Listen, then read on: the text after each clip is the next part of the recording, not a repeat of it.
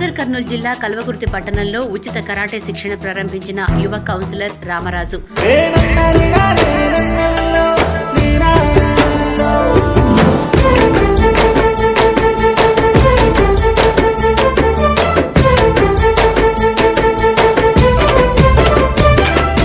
బహుజన సంకల్పమా నిరుపేదల సౌధమా తలపైన కిరీటమున్న సామాన్యుల నేస్తమా